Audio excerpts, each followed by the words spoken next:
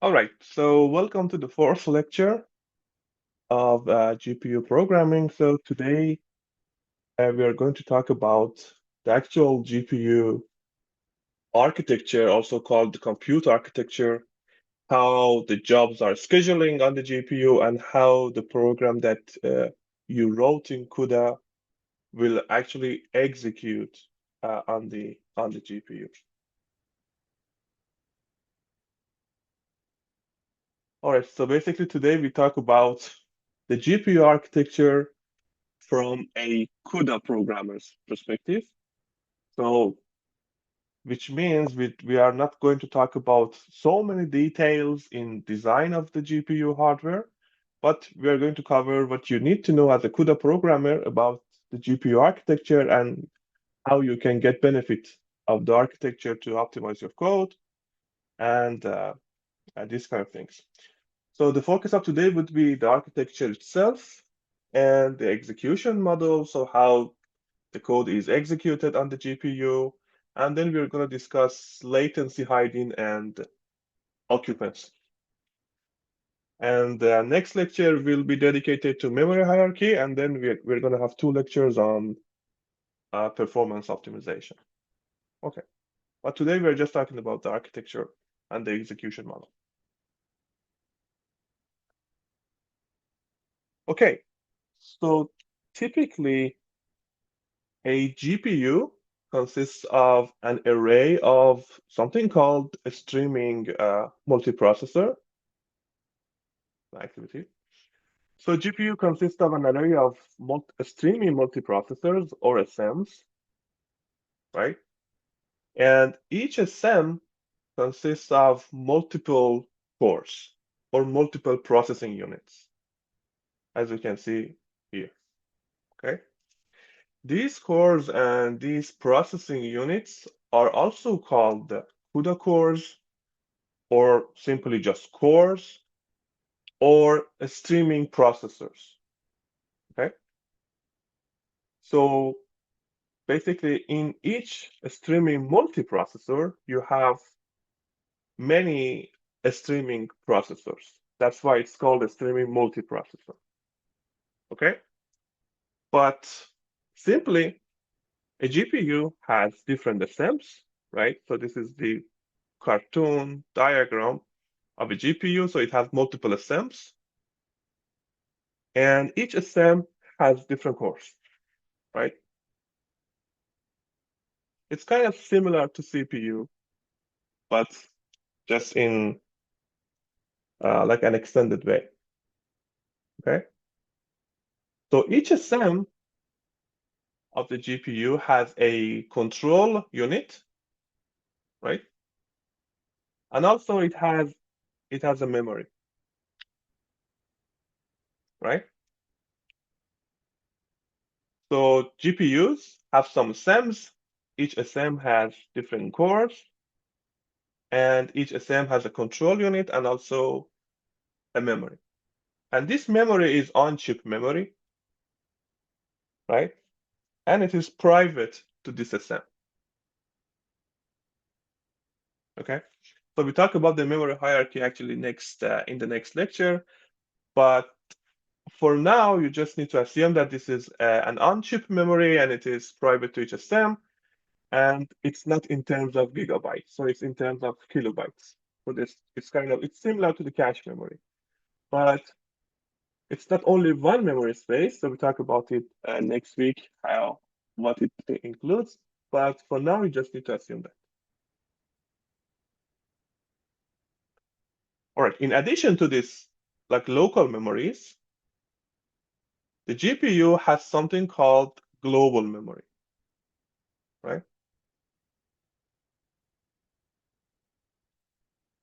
And this global memory is in terms of gigabytes. So it's kind of a big memory. And previously, the GPUs, at least before the Pascal architecture, I guess, they have been using like GDDR memories, like in terms of technology. But nowadays, I guess after uh, yeah, after Pascal architecture, they are using something called HBM, which stands for high bandwidth memory, which basically combines the DRAM and it has a tight integration with the actual GPU chip. But you don't need to know, you don't need to worry about these details.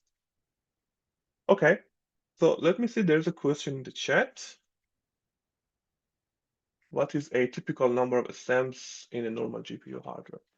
Okay, yeah, that actually I wanted to bring that up. So depending on the actual architecture, it's kind of the number of SMs are different. So for example, uh, on the Putty supercomputer that you're using V100 GPU, so the architecture is Volta architecture. That's why the GPU model starts with V. And the Volta architecture, in the Volta architecture, you have ATSMs.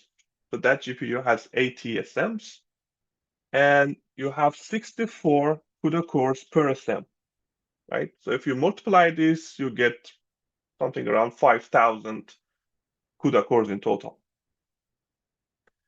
So another GPU like model that is used by CSC is called A100, which is used by Mach-T. I guess you're using Mach-T, not Putty. And Mach-T uses an architecture called Ampere architecture, right? That's why it's the start with A. And this Ampere architecture has 108 SMs and 64 cores per SM, right? Roughly near 7,000 cores in total. And NVIDIA in their recent architecture called the Hopper, for example, H100 GPU, I guess they provide 132 SMs and 128 cores per SM, right? Something around 16,000 CUDA cores in total. Okay, so I hope it answers the question. So depending on the architecture of the GPU, you're going to have different number of SMs, different amount of memory, different number of cores per SM, and these kind of architectural details. But any typical NVIDIA GPU nowadays has this kind of architectures where you have an array of SMs and the control logic, control units, and also a bunch of cores. And we're going to see how these cores are provided actually in practice, because they are not just cores. So they depend on the actual data type, memory, and also the global memory. All right, so now I have a question for you. If you remember the CUDA programming model, before launching a kernel, we transferred some data, or we copied some data from the GPU memory to the CPU, or from the CPU memory to the GPU.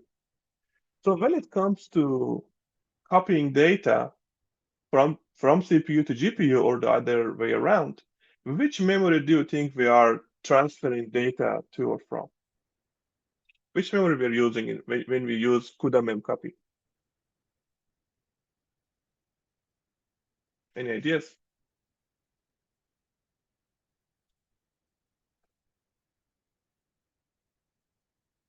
Global memory. Yes, so that's true. So when we use CUDA memcopy, we are actually sending data to the global memory, or like copying data from the global memory, right? So there's also another difference here. So when it comes to CPUs, so that's another question for you. So when it comes to CPUs and like general like systems without the GPU, does the programmer have direct access and direct and explicit access to the cache memory or not?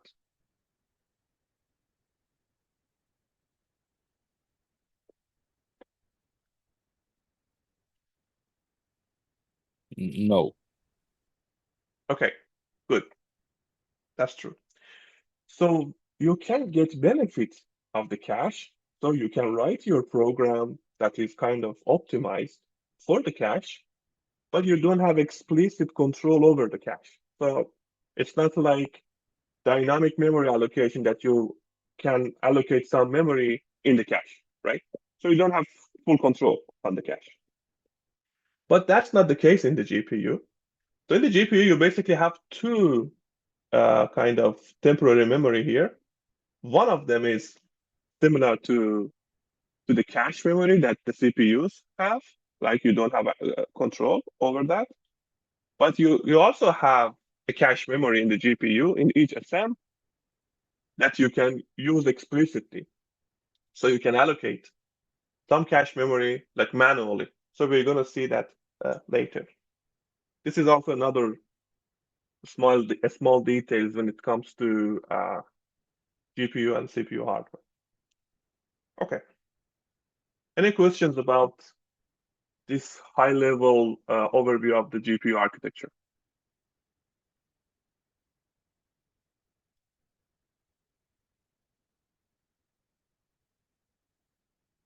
Okay. All right. So as I mentioned, Volta V100 GPU has 8 TSMs, like for example, 8 TSMs and 84 cores per SM. But different models, they have different kind of number of SMs and different number of cores per SM. Okay, so now let's see how our threads that we write in CUDA are actually executed and also assigned to each SM. All right.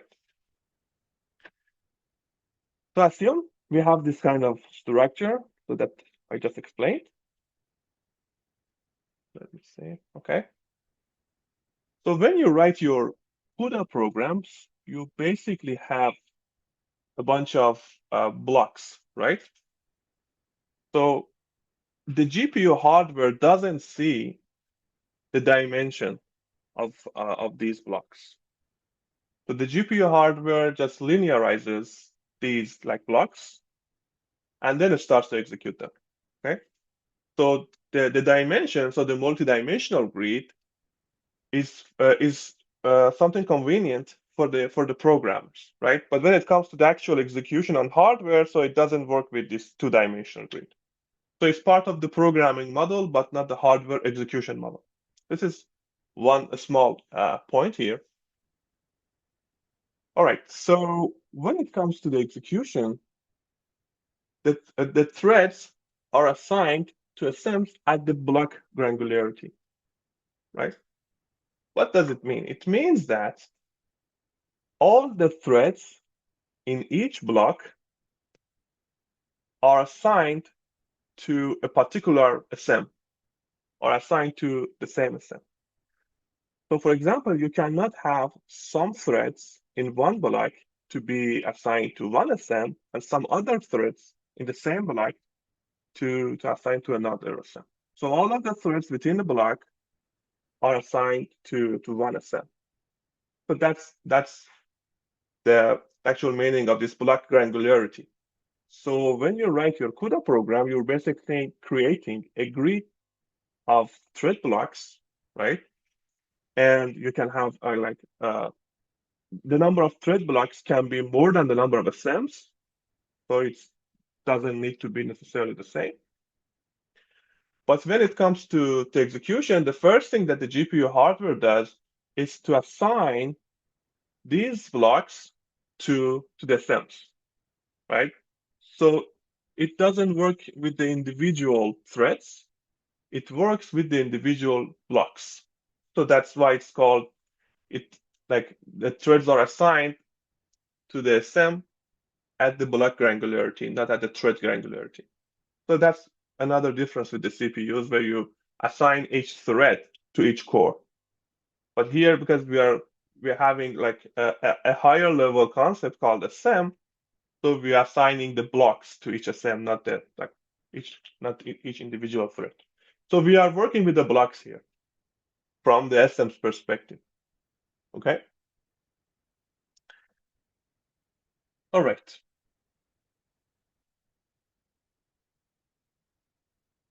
So each block or threads in the block, they require resources to execute, right? They need some registers, probably they are allocated some memory, so you need to store some variables in the thread stack and these kind of things. So because each thread needs resources on the SM, so the SM can only accommodate a limited number of threads at the same time, right?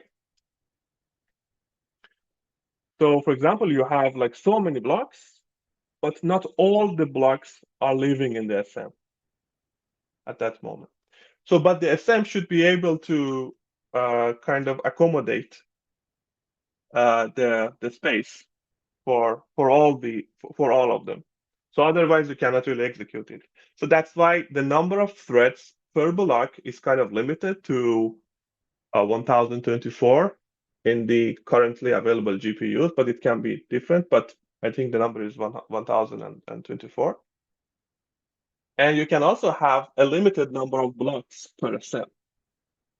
But this is mainly because of the SM needs to accommodate and needs to allocate enough resources for all the blocks that you have, all the threads. And this accommodation doesn't really mean execution. So all the blocks and all the threads, they are not executing at the same time, but the only thing that happens here is that the actual SM needs to allocate and needs to provide enough space for these threads to live. Okay. All right. All right. So in terms of execution, because the SM can only execute a limited number of blocks, so it provides kind of scheduling. So you have a kind of block scheduling hardware in each SM. So which means among your blocks that you can execute on the SM, you just like dispatch them for execution, and the remaining blocks need to wait for other blocks to finish before they can assign to the SM. Okay? So some blocks are running on the SM, some blocks are waiting. Pretty much similar to how you schedule threads on a typical CPU, right? So you have also this scheduling. Some threads are executing, some threads are waiting for their turn, but there is some small like catch here that I will explain later. Okay, so any questions about how we assign blocks to SMs and this what and the meaning of this block granularity?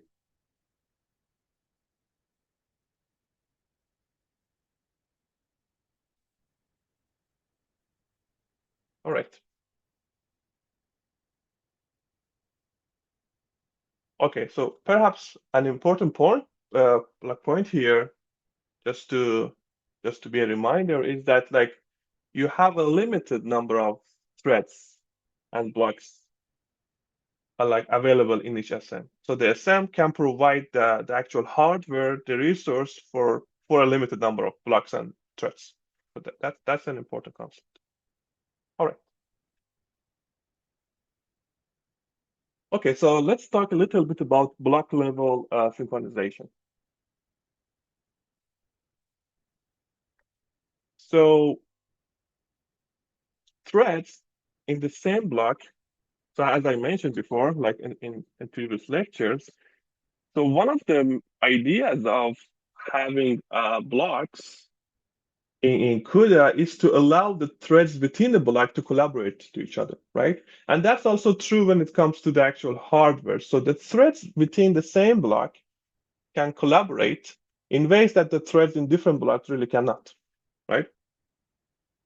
So for example, you can use something called barrier synchronization, which is a kind of a typical pattern in parallel programming. So the barrier synchronization is just a function call starting with two double scores with some reason, because it's a heuristics. But anyway, so when you call these sync threads, all the threads within the block will wait for each other to reach this line of code, right? So that's why it's called barrier synchronization. So you have different threads within the block, they're executing, and if you call these sync threads, then all of them needs to wait for each other at this barrier, okay? And there are some like small catches with this, with using these sync threads. What if there is an if a statement? What if there is an if else a statement, and so on. But we're not going to talk about these details. Okay.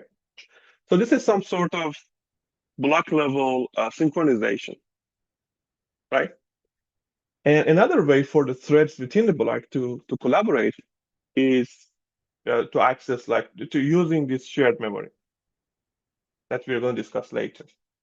Similar to how threads of a CPU can collaborate to each other using the shared memory of the system. And there are also other methods for synchronization. All right. So there are some small details here. So we know that threads in the same block are assigned to the same SM, right? Which means assigning thread in the same block at the same SM makes supporting collaboration between them like to be efficient. Which means that the actual SM hardware also provides support for this collaboration, right? Okay, so for example, we cannot have this kind of situation, right? Where you have different threads of the same block to be assigned to one SM, and different threads of like, and different threads on other threads are assigned to another SM. So all of the threads within the block, they should be assigned, and they will be assigned to the same SM, right? Like these kind of situations.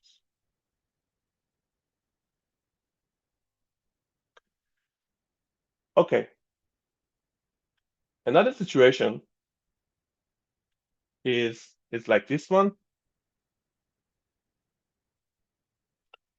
So in the previous figure, if you take a look, there are two SMs, right?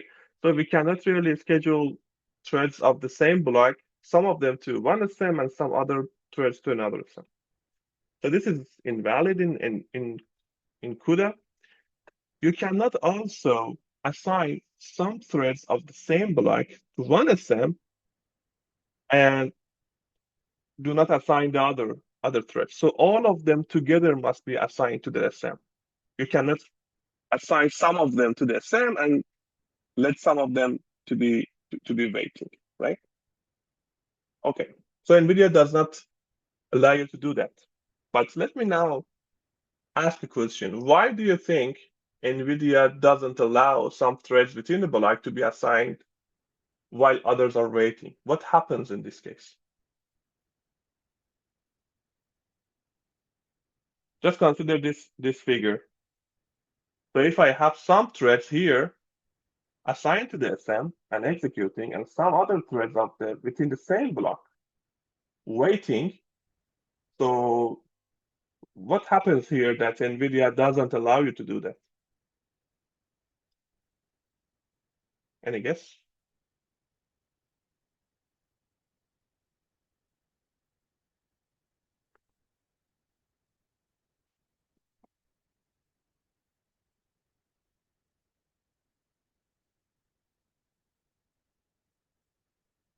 Think about the barrier synchronization.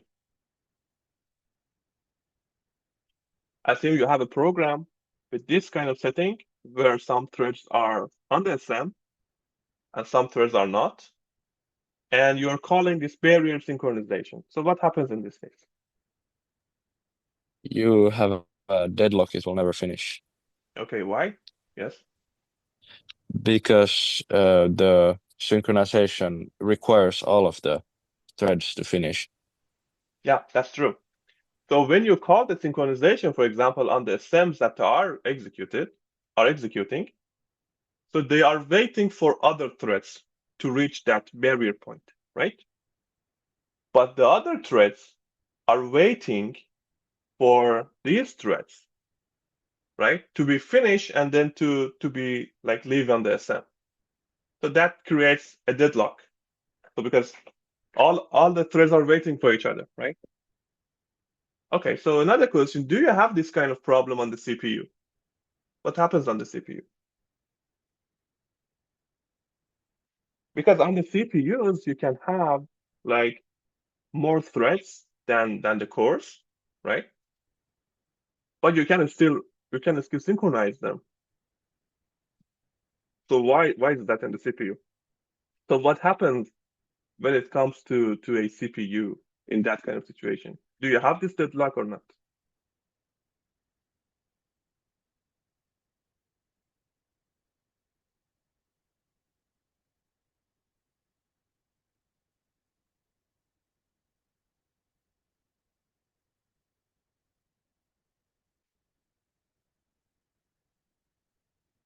That's partially correct. Yes, there is a scheduler that controls it, but how? The question is how it's done.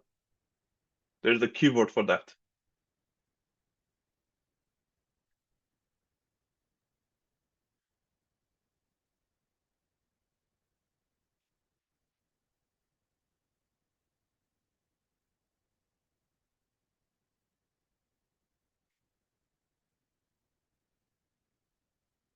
So what happens when it comes to uh, that kind of situation on the CPU?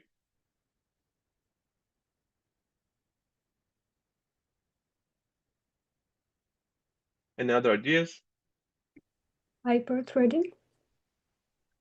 Well, that's kind of similar, but hyperthreading means that when you have two like hardware threads on your CPU core, so the control flow can switch between the threads, right?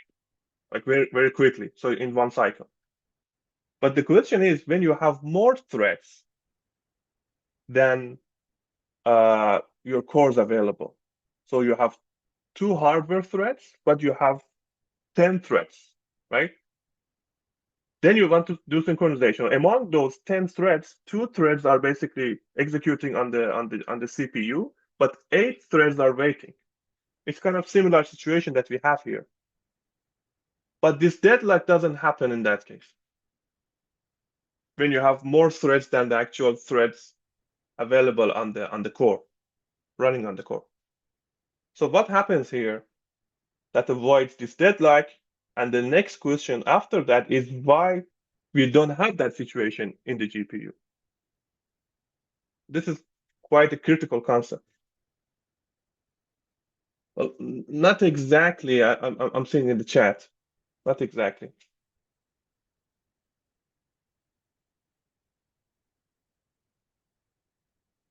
So when it comes to the CPUs, what happens when you want to switch the threads? Can anyone explain that to me?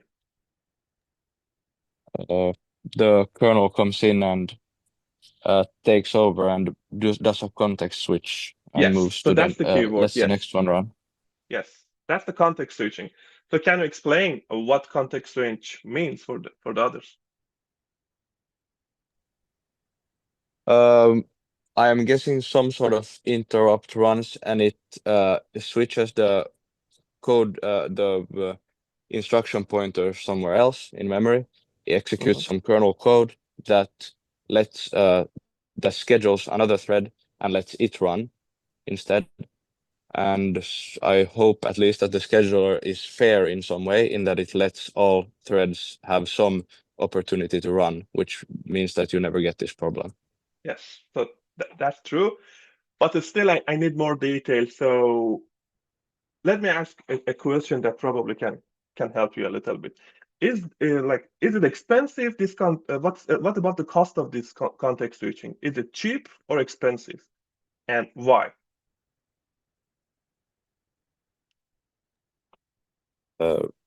Expensive, right? Because the overhead of the kernel code that's being run every time a new thread is scheduled might be much more than the actual code running on the individual threads. Yes, but the main cost of the context switch comes from where? Apart from the kernel overhead. The preserving of the state of the Yes, threads. yes, Like, that's what I yes. wanted to hear. Yes.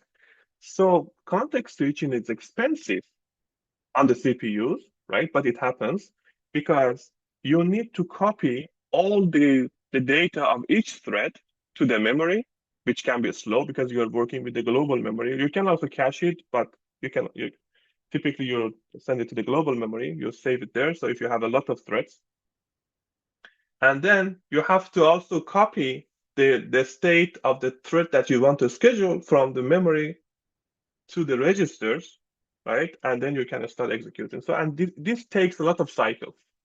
So that's why it's expensive. But it happens on the CPUs.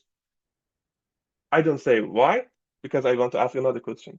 So why we don't have this context switching, or why NVIDIA doesn't allow for context switching when it comes to these assembs?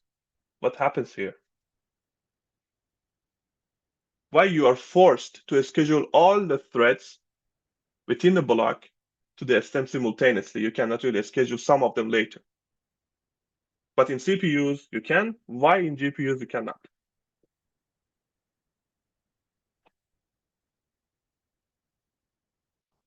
Can you guess?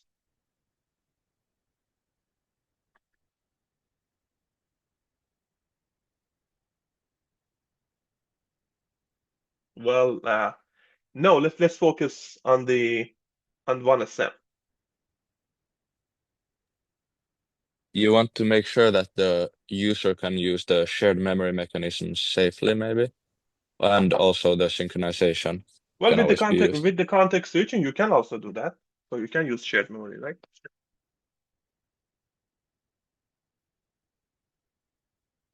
Let's try to compare the actual structure of a GPU and a CPU. Let me help you a little bit by asking another question.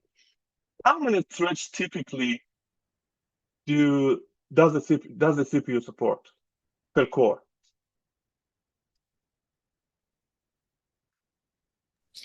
A couple. Yeah, just like a typical number is two, right? In like x86 architecture. So do you have a lot of threads for the context switching when it comes to the CPU?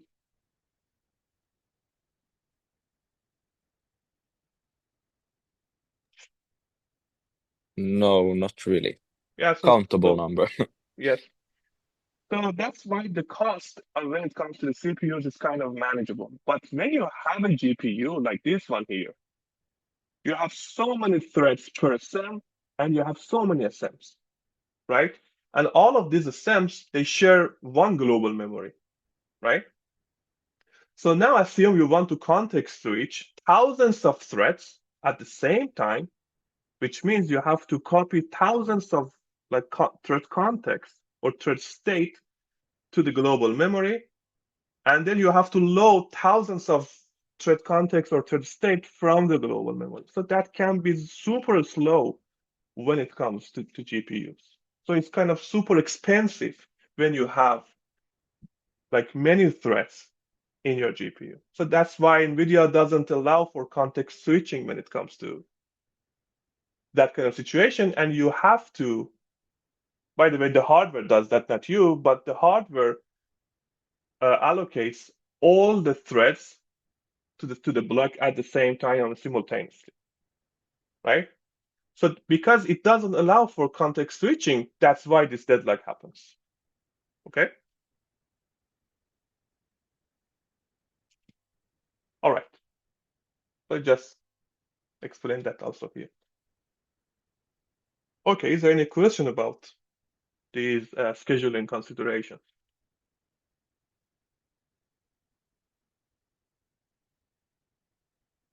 Again, these concepts are something that you need to know as a programmer. So these are not hardware level details and microarchitecture details.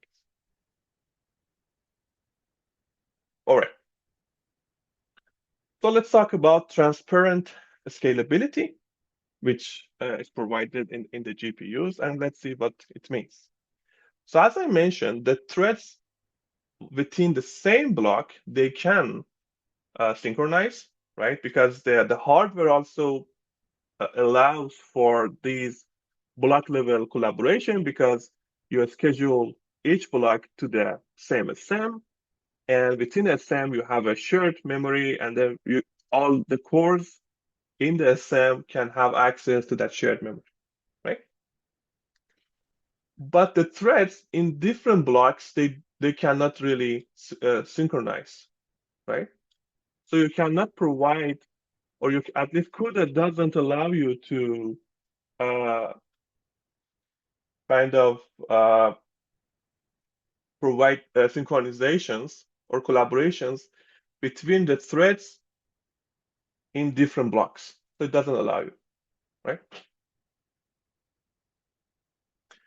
So the benefit of this is that it allows the blocks to execute in any order because the blocks in this case they are independent because you don't have synchronization between the blocks, so they are independent, and you can execute them in any order. So there is no order for the execution, right? So this has a benefit, and because it allows us to execute both in parallel, so we can execute the blocks in parallel because they are independent, and we can execute them sequentially or any order because there are kind of we don't have any kind of synchronization between them. So you can run them sequentially, or you can run them in any order, and you can also run them in parallel. So you have a full control on the execution of the blocks because you don't have this block synchronization. Okay, and this creates something called transparent scalability. Let, let me explain what I mean by transparent scalability. Basically, transparent scalability means when you write the code, right? When you write a piece of code on one hardware, so that code can be easily executed on another hardware. So it doesn't matter how many SMs your hardware has and what's the details of the architecture, but because the blocks are independent, so you can basically schedule them on any number of stems. So if you have like 5 stems and you have 10 blocks, in that case, each stem runs 2 blocks, right? Probably one block is waiting, one block is executing.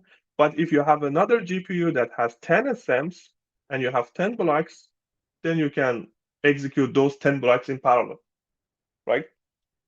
If you have, I don't know, one stem, then you can execute the 10 blocks sequentially. So it allows you to the full control over the execution of the blocks that provides some kind of scalability for you, right? All right. So as I mentioned, you can execute the blocks sequentially if you have a few SMs, a few number of SMs, or you can run them in parallel if you have many SMs. So it's kind of GPU hardware agnostic in this case, this transparent scalability. And that's because NVIDIA doesn't allow the blocks to synchronize, like the threads of different blocks to synchronize, to make them to make the blocks kind of independent. However, there are some work around this, so you can kind of do some sort of block level synchronization. You can use the global memory for synchronization, for example, but it is not recommended for the programmers to do so. So the programmers should not write code that tries to synchronize across blocks. You can synchronize within blocks, but you cannot, you shouldn't really synchronize across blocks. Okay, so now there's another question for you. What happens if you as a programmer try to synchronize across blocks? What happens in this case? What's the problem here?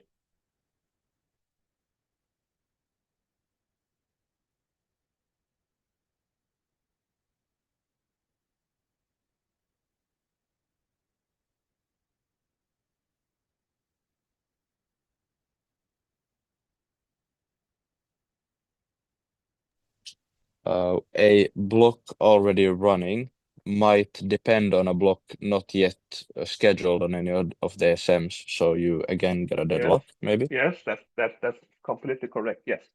So the deadlock happens because you have some threads in the block that are executing and waiting for some threads that are waiting for that block to finish, right? So again, deadlock happens, and because for the same reason, NVIDIA does recommends you at least not to do so. But CUDA API, CUDA programming model doesn't provide a function call for inter-block synchronization. You can have intra-block synchronization using barrier sync, I guess, but you cannot have inter-block synchronization because of this, because deadlock might happen.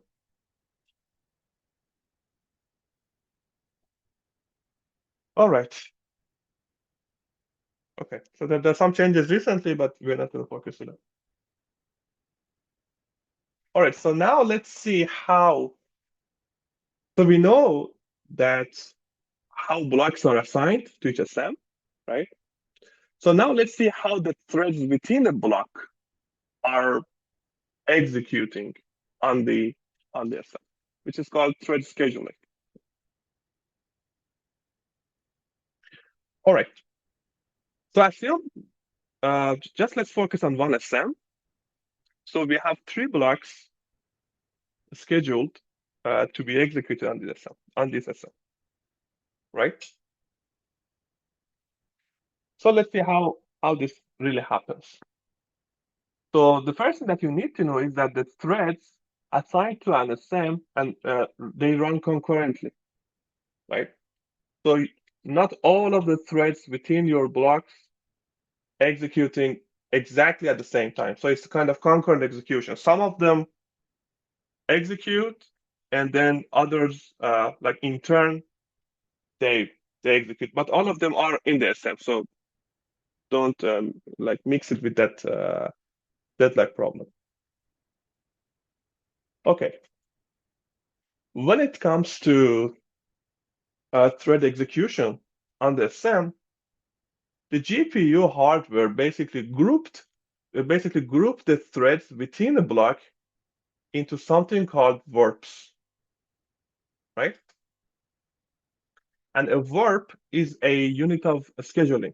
So when it comes to thread scheduling within the SM, so it happens in the warp granularity, which is a group of roughly 32 threads, right? It is different like architecture to architecture, but this number hasn't changed. So, and it has been 32 so far. So, for example, if your block has 64 threads, when it comes to the actual execution, it is grouped into 232 warps, right? And then the warps are being dispatched on the cores, and then they execute, right?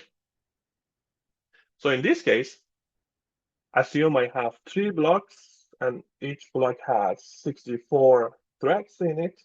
So in this case, I have 6 warps, okay? And then there is a scheduler within the SM called warp scheduler that actually schedules these warps and send them for the execution. Okay. So warps are unit of scheduling in an SM. So the size of a warp is device specific, but typically nowadays, most of the GPUs, I guess all of them, as far as I at least know, they have 32 threads per warp, so the group of 32 threads. And when it comes to executions, threads in a warp follow the SIMD model for the execution. Who knows what SIMD is?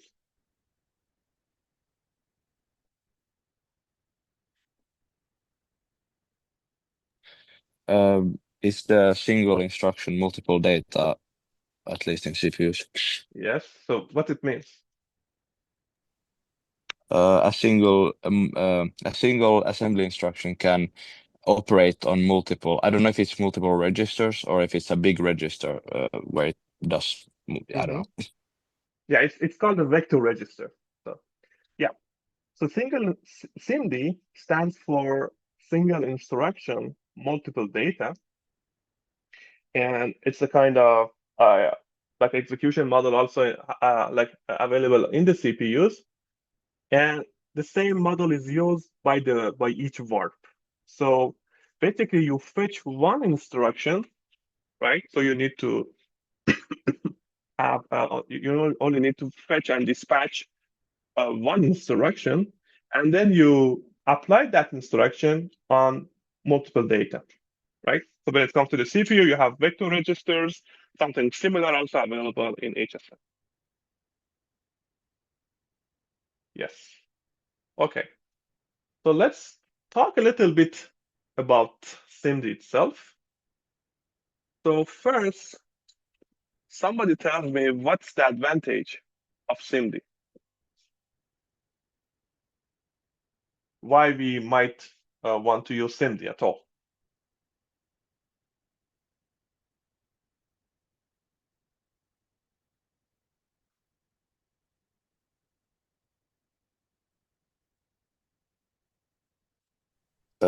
Fewer memory writes for greater number of like data points. So do everything at once, so to speak. Yeah, that's true. But what's the main advantage of SIMD?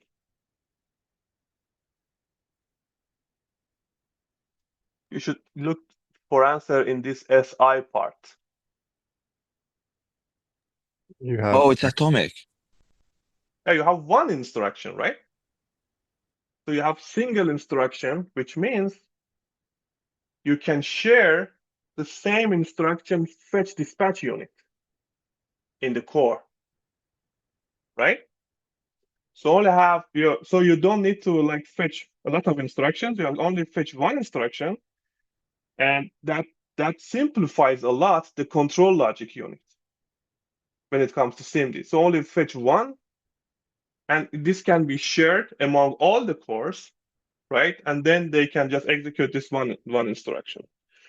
And then you can also you will amortize the cost of control then when it comes to this, because you're sharing the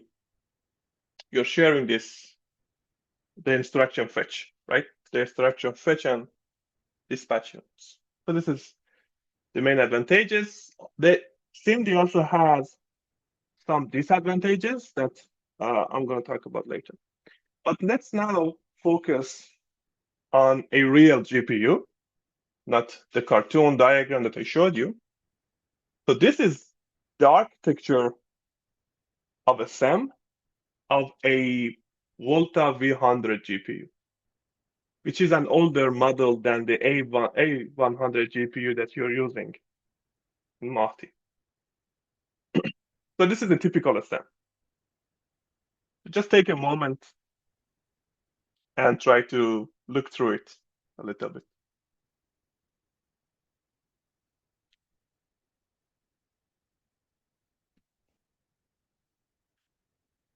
Okay, so these are the cores. As you can see, we have different kind of cores for different kind of data types. In this specific model, you have something called tensor core, which performs a matrix multiplication followed by an addition at the same time, but the size of the matrix should be 4 by 4. So you can see in this NVIDIA model, you have a dedicated core for performing a small MAC operation. And by MAC operation, I mean matrix addition and multiplication. So it's kind of, you can see now a little bit why like these GPUs are kind of suitable for machine learning and AI. As you can see, they have a specific cores only to performing matrix multiplication. TPUs, tensor processing units, also have a similar concept, right? So you have some specific cores to perform floating point operations, 32-bit floating point operations, right? You have these cores, FP32. You have also some other cores for integer arithmetic, right? And you have cores for 64 floating point operations, but they're typically less than 32-bit floating point operations. So this answers why, when it comes to GPU computing, you keep your data type or the model weights in machine learning to be floating point 32-bit floating point, because you have more cores when it comes to FP32. Then you have more parallels. Okay. You can also perform 64-bit floating point operations, but you have less cores. Okay. So if you see, but let me continue that another way. So okay. So each stem in this case has 64 32-bit floating point cores, right? 64 FP32 cores, right? Which are organized into 4 groups called processing blocks. So the SM, as I mentioned, it has like 64 cores. Like, just think about the FP32 cores. So it has 64 cores, but these 64 cores are not in the same place. So they are organized into 4 groups called processing blocks. So you have 16 cores here in this block, 16 core here, 16 core here, and also 16 here. And each processing block has a warp scheduler, right? So they can execute warps. It has a dispatch unit, and also it has a L0 instruction cache for caching the instructions. And all of them, they share an L1 instruction cache, right? You also have a 128 kilobytes for the shared memory and data cache. And we're going to talk about this later. But this shared memory basically is the memory that you can have control over. And this data cache is the shared memory that you really don't have control over. So the data cache is something similar to CPU cache, but the shared memory is a cache memory that you have control. And it is shared by all the cores, right? Because it's shared in the SM level. All right. So as I said, each processing block has 16 cores that share dispatch unit. And a warp is executed by one processing block. As you can see, each processing block has a warp scheduler, right? If you can see my pointer here. Okay. So you have different warps here, and then each warp can be scheduled on each processing block, and then they execute here. But for example, this processing block has 16 FP32 cores, right? But I said a warp has 32 threads in it. So how it executes here? So how you execute a warp on a processing block, which has 16 cores, but your warp has 32 threads in it.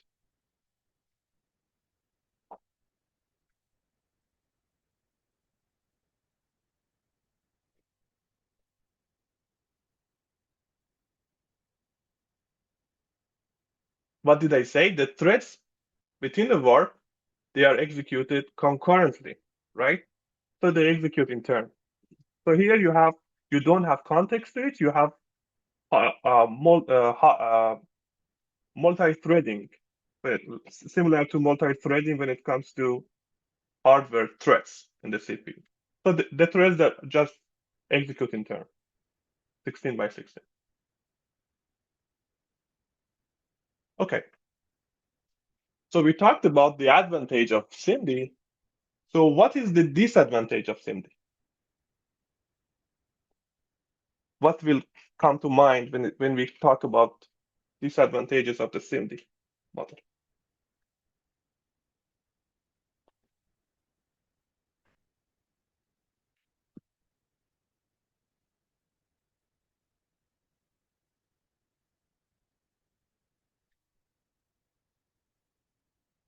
So let me elaborate a little bit more.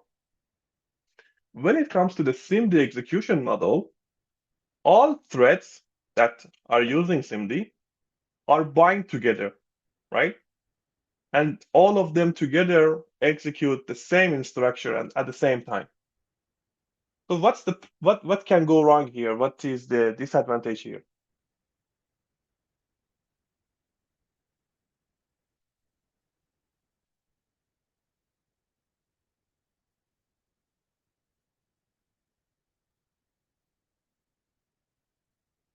So SIMD is designed for the threads that really want to execute the same path, right? So what can go wrong here?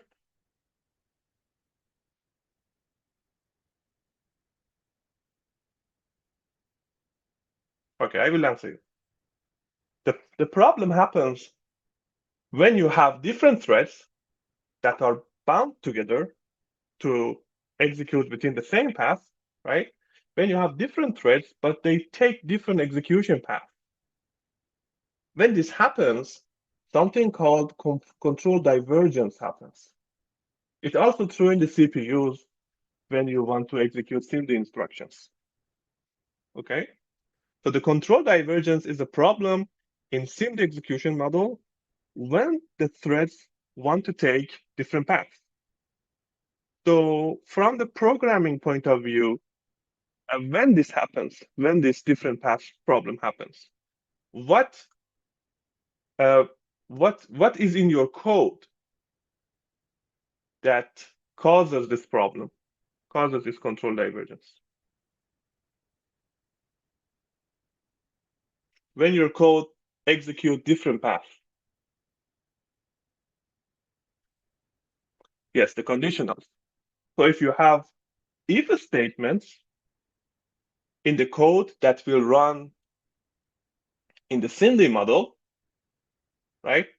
You will have different paths, but the SIMD model binds the threads to execute the same path. And this control divergence happen. I will show you with an example. Okay, so okay, so I just talked about that. All right. So the percentage of the threads that are enabled during the SIMD execution is called the SIMD efficiency, right? So I will just show you an example in a minute, but when it comes to this control divergence, some of the threads are active, some of the threads are inactive, they execute nothing, right? So the portion of the active threads with respect to the total thread is called the SIMD efficiency. So we want to maximize the efficiency of our SIMD execution, right? So let's make an example here. Okay, so assume you have this if-else statement, right? And you have one warp containing 32 threads, and the index are from 0 to 31. Okay, and this is your code. So you have the if statement here, which says that the thread index should be if the thread index is smaller than 24, you execute path A, otherwise you execute path B, and when if a statement is done, you execute path C, right? So let's see what happens here. So all the threads within the warp, they will execute this line, right? One instruction, but multiple data. Why multiple data? Because the thread index is different, right? One instruction, one if statement, but running with multiple data. So SIMD. So all of them execute this, and then only the first 24 threads, 0 to 23, execute this A block. Sorry, they execute this A block, and the remaining threads become inactive, right? Because SIMD doesn't allow them to work to work on something else. So as I said, SIMD binds the thread together to execute the same instruction, right? So when you have this multipath thing, the remaining threads execute nothing. And what happens in the else block? So now those inactive threads are running block B, right?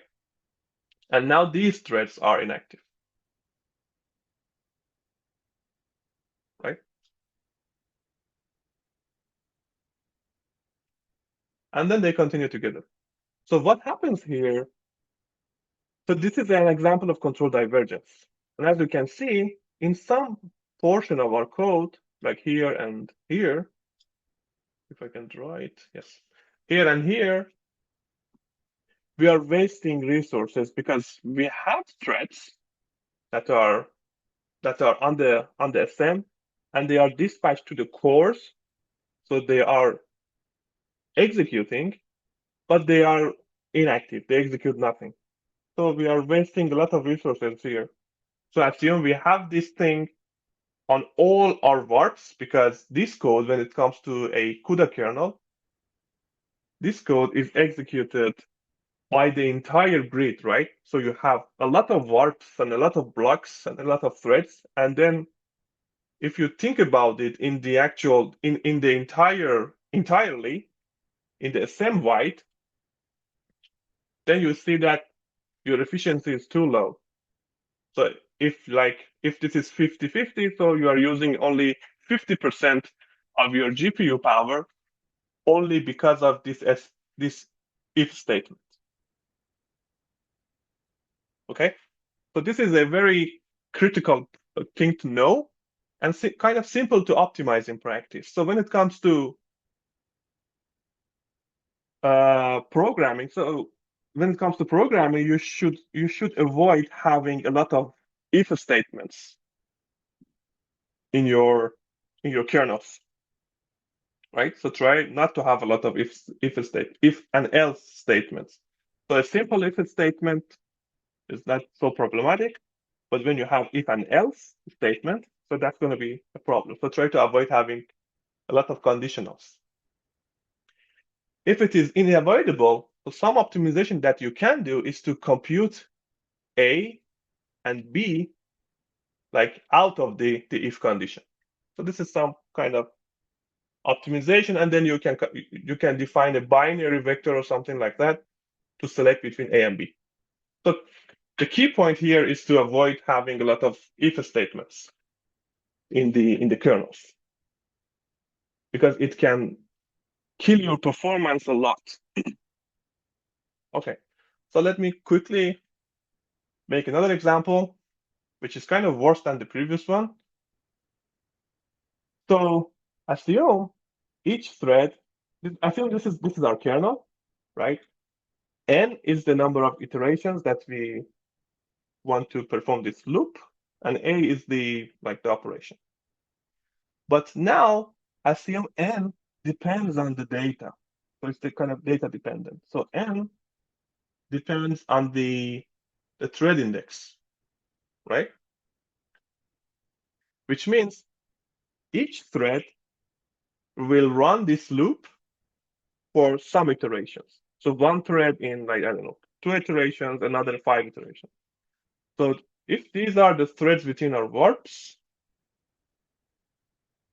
so assume for each thread, depending on the thread index, n is different, 8, 6, 7, 4, 5, 6, 8, 7, right?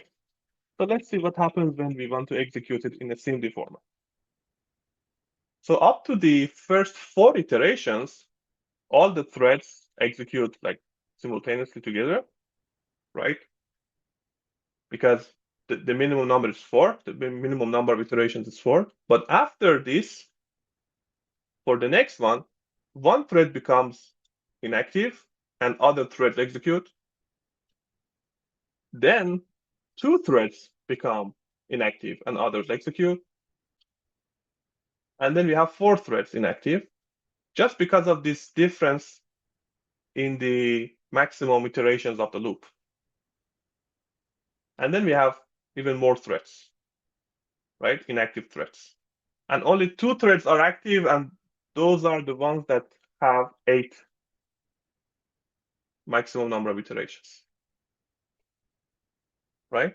Now assume this 8 is 8,000 or 8 million or something. And some other threads just have, I don't know, 5, 6 iterations. So you can see how wasteful your resources will be in this case. Okay.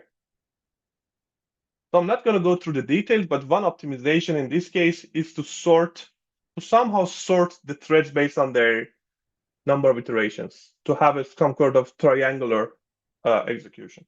You can think about that. Okay. So control divergence is something that we don't want to have in the code, and the hardware and also the compiler doesn't do anything for us to optimize it. Right? So it's up to the programmer how to design and implement the kernel, the GPU kernels, to avoid control divergence, right? Okay. All right, so let's quickly talk about the latency hiding and occupancy in the time that we have. So what is latency hiding when it comes to the CPUs? Can anyone explains it to me?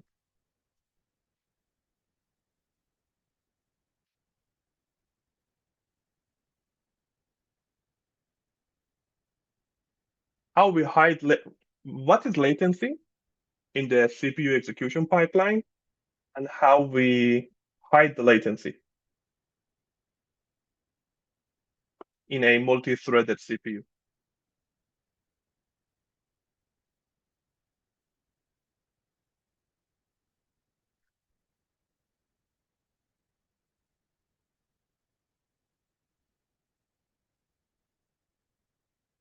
Any guess?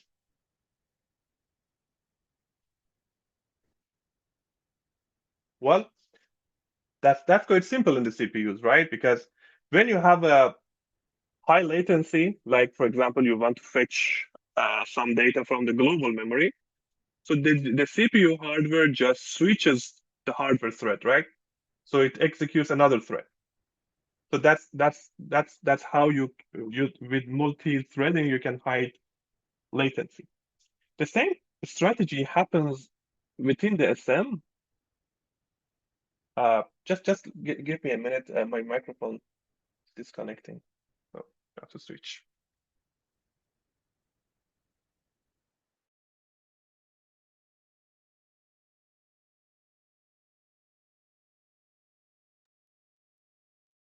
Okay, can you still hear me?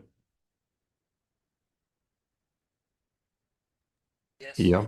Okay, sorry. So the same thing, similar to the CPU, happens in the GPU SMs, but in the warps granularity, not in the thread granularity, right? So for example, these are our cores in the SM, right? And this is our SIMD execution within a warp. So we are executing, and now we reach a long latency operation, like fetching data from global memory or something like that. So what the warp scheduler does in this case, within the SM, is to quickly execute another warp, right? And then we continue, and probably we reach another long latency operation, and then we execute another warp. So something that happens in the CPUs in the thread granularity, when it comes to the GPUs, it happens in the warp granularity, right? Because of this SIMD execution model. All right. And then we can switch back to the first warp. But for this example. All right, so something that is kind of important and critical when it comes to the latency hiding is that we need a lot of warps, right, to be assigned to the SM in order to hide latency. Because if we have, like in this example, for instance, if we have only one warp, so there is no other warp to switch when we reach a long latency operation. So we need to have a lot of warps in the GPU. So the more warps that you have, the better latency hiding that you get. All right. And for that, you need to know some numbers, but I will explain it later. Okay, so I just explained that. So if you want to have a sufficient latency hiding, you need to have many warps, right? I just explained that. All right. So and because of that, actually, the each SM supports many more threads than the number of cores, and that's mainly because of latency hiding. So let's see some numbers about some typical GPUs. So for example, in this table provides this information. I will explain what they are for these two architectures, these four architectures. Let's focus on Volta architecture. And here for the Volta architecture, you see that we have 64 cores per SM. So we knew about this. And there is a maximum number of threads per SM, right? So the maximum number of threads per SM in this case is 2048. So in order to maximize the latency hiding, we have to occupy all of these 2048 threads. So roughly speaking, it means we need to have enough work to be able to hide the latency. Okay, so let's see what occupancy is. So basically the occupancy of an SM refers to the ratio of the warps or threads active, and by active I mean assigned to the SM, to the maximum number allowed, right? So if you have 2048 threads as the maximum number of threads that you can have on the SM, so if you use all of them, it means your occupancy is maximized. So in general, we want to maximize the occupancy. But this is not always true, but most of the time we want to do so. But sometimes we want to keep it lower. But in general, we want to maximize the occupancy. And for that, we need to know some other numbers. So we know that the maximum threads per SM, for example, for this V100 GPU is 2048.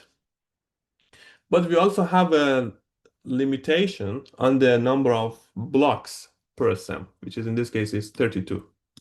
So each SM supports up to 32 blocks in V100 and also P100 and M40, right? And then you have the maximum threads per block, which is 1024 among all GPUs here. So when you write your CUDA program, you should not allocate more than 1024 threads per block, right? So if your block is in 2 or 3D, the multiplication of the number of threads within each dimension should be at most 1024. So let's see how this helps with the occupancy. So let's consider this V100 GPU, which has like 1024 threads per block, and the maximum allowed number of threads is 2048, and we have 32 blocks per SM. Right? So let's see what happens if we choose 256 per threads per block. So in this case, we will need 8 blocks to have 2048 threads, right? 2048 divided by 256 is 8.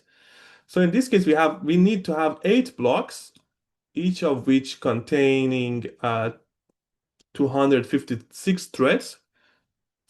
And in this case, because the number of blocks is still smaller than 32, so our occupancy is maximized because we have 8 blocks. Each block has 256 threads, which means that in total we have 2048 threads. So we are using all the allowed number of threads in the SM. So now let's consider 32 threads per block, right? So in this case, we need 64 blocks because it's more than 32, so still we are not efficient. And you can also have this kind of funny number of threads per block. And in this case, you can, because it's not divisible by 2048, you can only allocate 2 blocks. Still, it's smaller than 32, but because you only have 2 blocks, each of which have 768, so you're losing 512 threads. So you cannot really match these 2048, which means your occupancy is low in this case. So when you are writing your CUDA programs, think about occupancy and try to tune the number of threads depending on the actual information about the GPU hardware, like the number of SMs, the maximum number of threads per SM, and these kind of things. How you can get that kind of information? I think you did that in your first lab assignment. So there is some CUDA calls for getting that information about the GPU, using this CUDA get device properties, and then using this CUDA device prop type here, you can get different information of your GPU, right? Like the maximum threads per block and the maximum threads per like multiprocessor and so on.